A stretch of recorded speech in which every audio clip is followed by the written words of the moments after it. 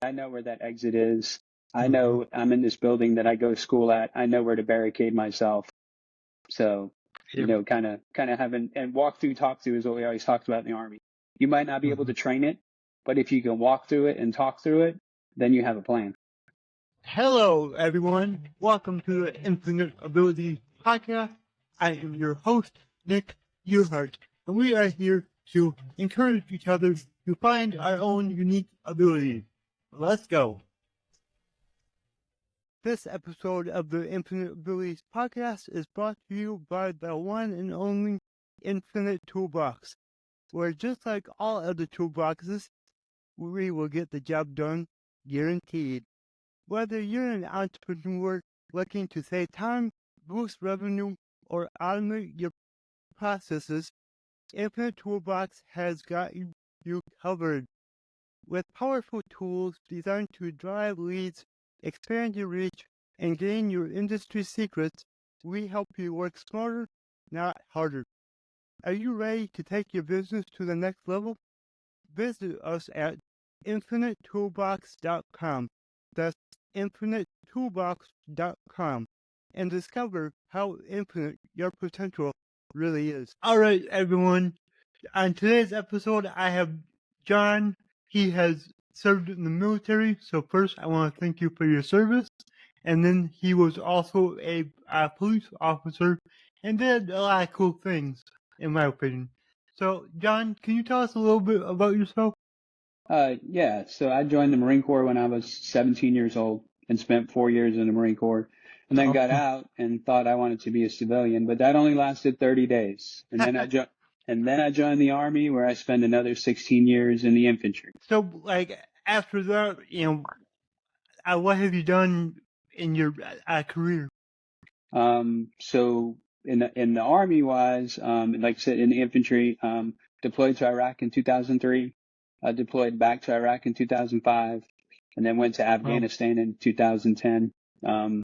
Each time just trying to do the best we can to keep our soldiers alive and to do the best for the people of Iraq and Afghanistan.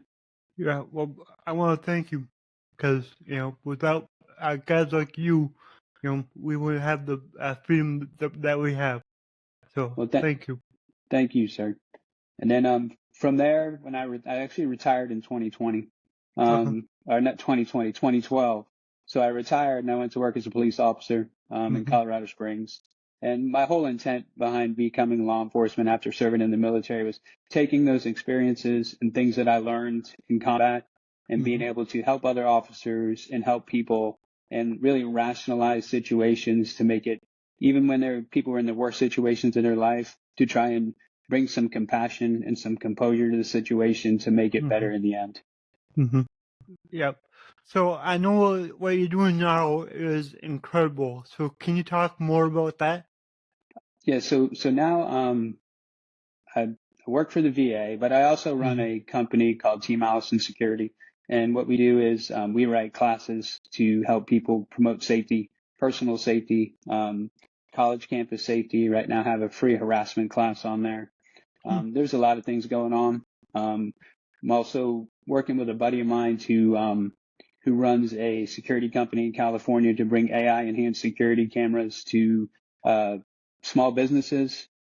Ultimately, our goal, my goal, is to give people the skills and the abilities to keep themselves safe. Not to say that you don't have the abilities already, because humanely we have the abilities to keep ourselves safe, but sometimes we just don't know the techniques.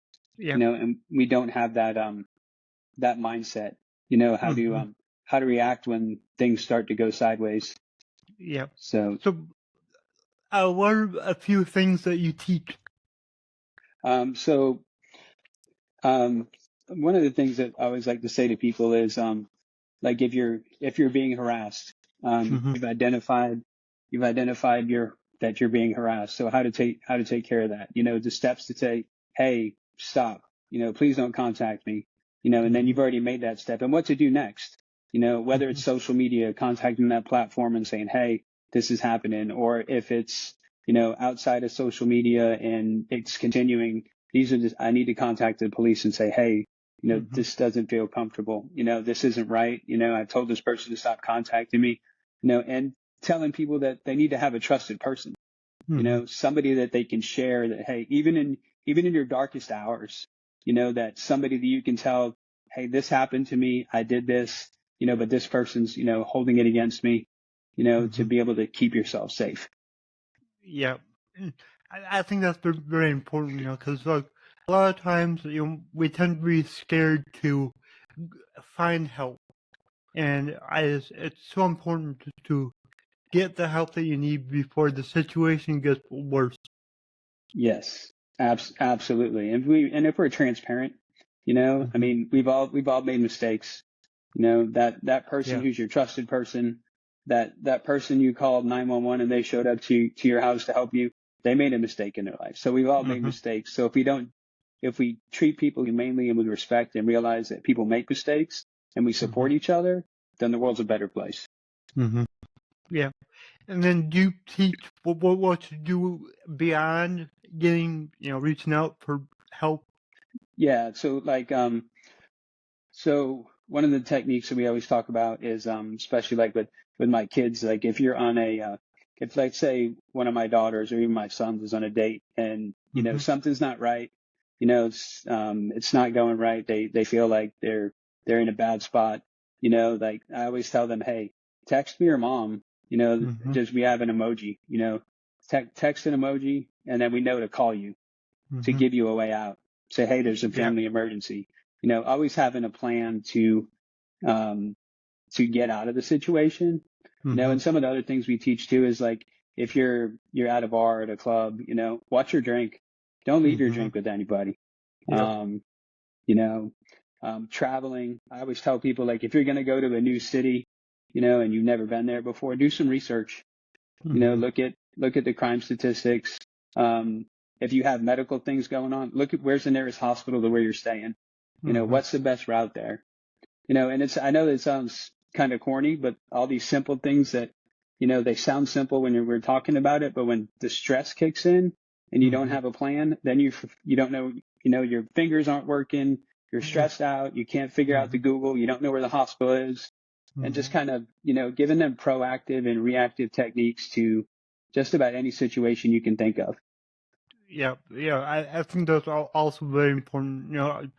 I travel a lot, and if I'm going somewhere alone, it's like, okay, who can I contact if I need something, an emergency situation?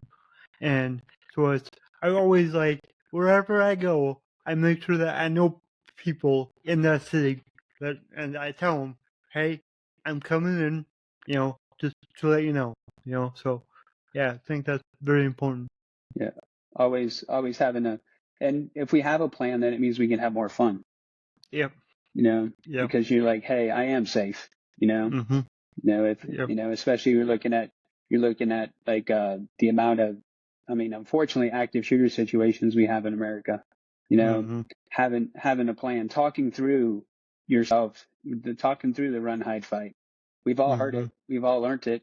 So if we talk through it and we have a plan, then when it does happen, our chances of surviving, have just increased because, hey, I know where that exit is.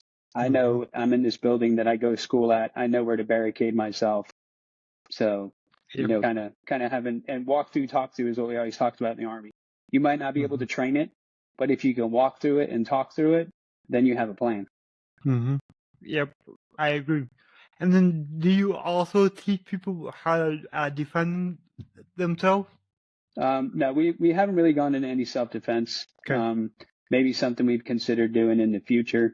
But we haven't touched that yet. Yep. Well, we all hope that we can resolve our issues before it gets to that. So what you're doing is amazing because that's what you're doing. You're helping people recognize like what to do before situations get to that point. So yeah, that's amazing. And that's it too. I mean, so I believe that like, when you get like put in a stressful situation or a situation that's overwhelming to you. So in the Army, we would use an acronym called SILS: stop, look, listen, smell. And so you're stopping and you're stopping what you're doing. real quick. You're looking at the situation around you. You're listening for cues of what's going on. You're smelling for changes. But while you're doing this, you thinking about this resets your mind. Mm-hmm. And for me, it always brings my heart rate down, and kind of, okay, now I have something to focus on, and, I can assess the situation and make a decision. So I'm Yeah. stop, look, listen, smell. That's awesome. And I know, like, for me, in, situations like that where I'm overwhelmed or I don't know what's going on, for me, like, I also like to breathe. Like, pay attention to your breathing. Because a lot of times, like, when we're in certain situations, we basically forget to breathe, and just, like, take some deep breaths, and then you'll be able to think a lot clearly about that situation, and then figure out what you should do. Yeah, you're absolutely right. You got to breathe. Yep. Yeah, It's a little important, you might need oxygen. you might. You're absolutely right. Yeah. So yeah. All right, awesome. So my slogan is your abilities are infinite. What does that mean to you? So our abilities are infinite means to me that your abilities are always changing. So my abilities that I had at 5 are going to be different than at 15 or 20 or 25 because your life experiences enhance your abilities. So your abilities will continuously change. And I think too, one of the biggest things I like to say is, when somebody says, "Hey, can you do that?" and you say, "I can't," I don't say I can't. I say I can't right now because I don't have the training. And your abilities being infinite means that you can do anything you put your mind to with the right training. You might not be able to do it now, but I'm going to be able to do it someday. I love that, and I love something that you said. Don't say you I can't. Say I can't yet. And, like, for me, what I do is I don't ever say I can't. Instead, I say, how can I? And then it kind of leaves the door open, and then I problem solve, and then I learn and figure out how to do things. Yep, So yeah, exactly. amazing. How can people reach out to you and work with you? So I have a website, teamallisonsecurity.com. They can contact me on there. They can look at we have a free harassment class on there. So if you're ever like, hey, and with that class, it's got links to RAIN, which is an organization that helps with like domestic violence. And then there's links there to, like, if you're having issues with protection orders, but you can definitely contact us on teamallisonsecurity.com. We are here. Awesome. Thank you. And then do you have any last words of wisdom that you would like to share? I think my last words of wisdom would be confident in yourself. Be confident in yourself. Be aware of your surroundings. You have the right to be safe in everything you do, and don't be afraid to ask for help. I love that. All right. Thank you so much. This was really great and very helpful. All right, sir. Thank you, and I love your podcast. Thank you. If you enjoyed this show, please go ahead and share it on your Instagram story and tag me here, the Nick Yerhart. Also, go ahead and share it anywhere else that you see fit, because the only way that I can grow this is by you guys sharing it. I don't sell anything on here. I don't have any sponsors, so let's just get it out there by word of mouth, help more people. All right, everyone. Remember, your abilities are infinite.